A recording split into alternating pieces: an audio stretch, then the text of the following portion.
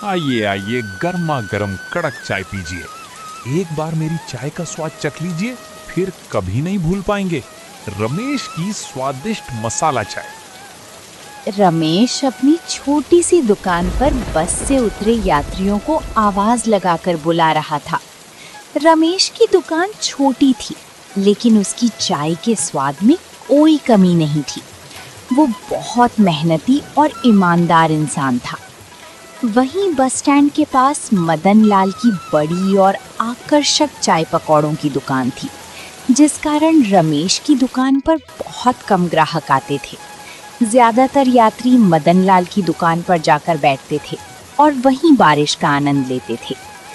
कुछ देर बाद 2 यात्री चाय और पकौड़े खाकर बिल चुकाने के लिए काउंटर पर पहुंचे। भाई साहब, कितने पैसे हुए? 150 रुपए। 150 रुपए? इतनी महंगी चाय और पकौड़े? ऊपर से चाय में तो बिल्कुल भी स्वाद नहीं था। इंसान चाय इसलिए पीता है उसका मूड अच्छा हो जाए, लेकिन आपकी चाय पीकर तो हमारा मूड ही खराब हो गया। और पकौड़े भी बिल्कुल बेस्वाद थे। आप यात्रियों से ज्यादा पैसे वसूल रहे हैं। या तो दाम कम कीजिए या फिर अपने खाने की चीजों का स्वाद बढ़ाइए। देखिए, मुझे सीख देने की जरूरत नहीं है। मुझे अच्छी तरह से पता है मुझे क्या करना है और क्या नहीं। आप 150 रुपए दीजिए। मदन लाल की बातों में बिल्कुल भी मिठास नहीं थी। वो अपने ग्राहकों से कभी प्यार और सम्मान से बात नहीं करता था। उसे इस बात का घमंड था कि उसकी दुकान पर सबसे ज्यादा ग्राहक आते हैं, इसलिए वो अपनी मनमर्जी से दम वसूलता था। दोनों यात्री नाराज होकर वहां से चले गए। तभी उन्हें पास ही रमेश की छोटी सी दुकान से आती चाय की भीनी खुशबू महसूस हुई। वो दोनों रमेश की दुकान की ओर बढ़ गए। भाई साहब, आपकी चाय की खुशबू तो बहुत दूर तक आ रही है। हमें भी 1-1 कप चाय चाहिए। क्यों नहीं भाई, बस 2 मिनट का समय दीजिए। रमेश ने बड़े प्यार और सम्मान के साथ चाय बनानी शुरू की। कुछ ही देर में उसने दोनों यात्रियों के सामने गर्मा गर्म चाय के कप रख दिए। लीजिए भाई, आशा करता हूँ आपको पसंद आएगी। दोनों यात्रियों ने जैसे ही चाय का पहला घूंट लिया, उनके चेहरे खिल उठे। वाह, क्या शानदार चाय है। ऐसा स्वाद तो हमने बहुत दिनों बाद चखा है। सच कहा आपने। चाय में स्वाद भी है और आपके व्यवहार में मिठास भी। रमेश के चेहरे पर हल्की मुस्कान आ जाती थी। जब भी कोई ग्राहक उसकी चाय की तारीफ करता, उसका मन खुशी से भर जाता। लेकिन इस बारिश का मौसम उसके लिए परेशानी लेकर आया था। उसे उम्मीद थी कि बारिश में उसकी चाय खूब बिकेगी, पर ग्राहक दिन पर दिन कम होते जा रहे थे। रमेश उदास होकर बोला, लगा था बारिश में मेरी चाय की बिक्री बढ़ेगी, लेकिन मेरी छोटी दुकान देखकर कोई ग्राहक मेरी दुकान पर ही नहीं आ रहा। अगर ऐसे ही चलता रहा तो मुझे दुकान बंद करनी पड़ जाएगी। रमेश चिंतित जरूर था, लेकिन जब भी कोई ग्राहक उसकी दुकान पर आता, वो मुस्कुराकर उसका स्वागत करता। तभी उसकी नजर एक आदमी पर पड़ी। वो बारिश में पूरी तरह भीग चुका था। भाई साहब, बारिश बहुत तेज है। मुझे कुछ देर आपकी दुकान में बैठने दीजिए।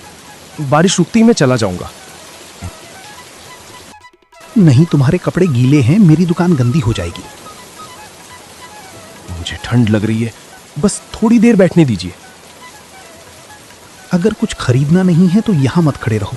मेरी दुकान मुफ्त में बैठने के लिए नहीं है। वो आदमी बार बार विनती करता रहा, लेकिन मदन लाल का दिल नहीं पिघला। ये देखकर रमेश को बहुत दुख हुआ।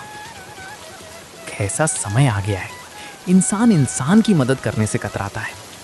फिर उसने उस आदमी को आवाज लगाई, भैया आप यहाँ आ जाइए, बारिश रुकने तक आराम से मेरी दुकान पर बैठिए। रमेश बारिश में भीगे हुए उस आदमी को अपने पास बुलाता है।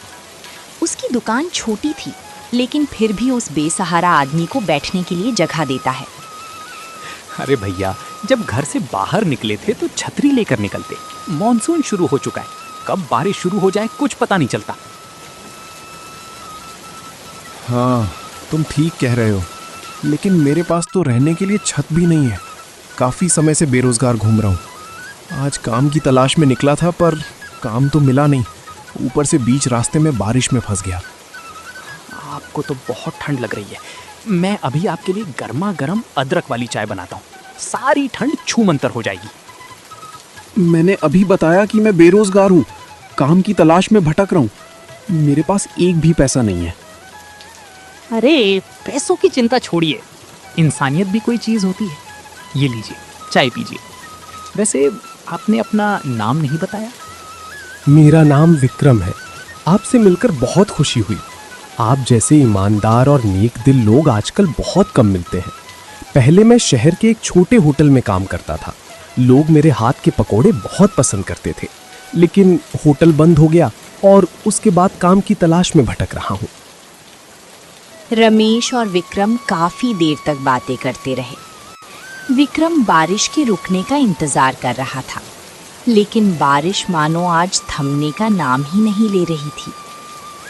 धीरे धीरे शाम ढल गई और रमेश की दुकान बंद करने का समय हो गया। विक्रम भाई, अब मेरे घर जाने का समय हो गया है। ठीक है, तुम दुकान बंद कर दो। मुझे तो नहीं लगता कि बारिश अभी रुकने वाली है। शायद मुझे इसी बारिश में भीगते हुए जाना पड़ेगा। अरे विक्रम भाई, मैंने आपको भाई सिर्फ कहने के लिए नहीं कहा, दिल से माना भी है।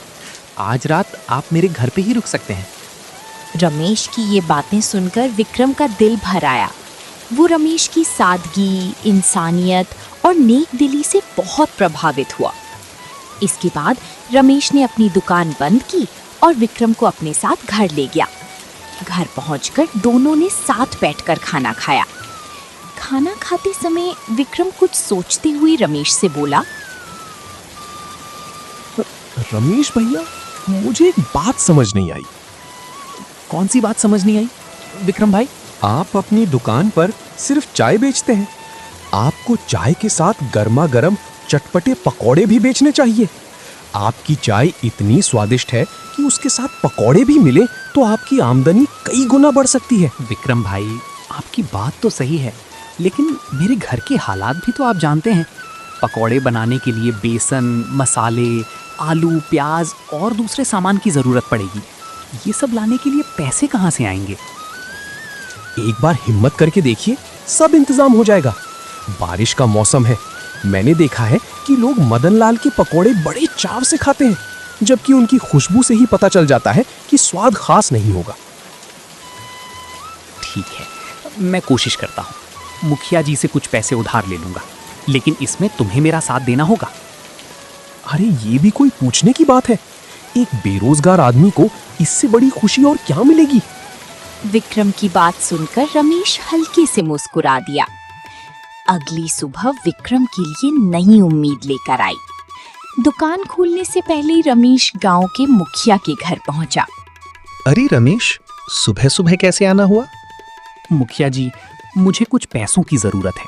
अगर आप थोड़े पैसे उधार दे दें तो आपका बहुत उपकार होगा। क्यों नहीं, मैं तुम्हें पैसे दे सकता हूँ, लेकिन मेरी एक शर्त है। मैं ज्यादा समय के लिए उधार नहीं देता। मुखिया जी, मुझे सिर्फ 1 महीने का समय दे दीजिए। ठीक है, मैं तुम्हें 1 महीने के लिए उधार दे देता हूँ। मुखिया ने रमेश को पैसे दे दिए। पैसे लेकर रमेश आलू, प्याज, हरा धनिया, हरी मिर्च और जरूरी सामान खरीदने लगे। सामान खरीदते समय सब्जी वाले ने मुस्कुराते हुए पूछा, क्या बात है रमेश भैया, आज तो बहुत सारा सामान खरीद रहे हो। कोई बड़ी दावत का इंतजाम है क्या? नहीं भाई, मैंने नया काम शुरू किया है। अब चाय के साथ पकौड़े भी बेचूंगा। कभी समय मिले तो खाने जरूर। पार्ट 2 देखने के लिए चैनल को सब्सक्राइब करना।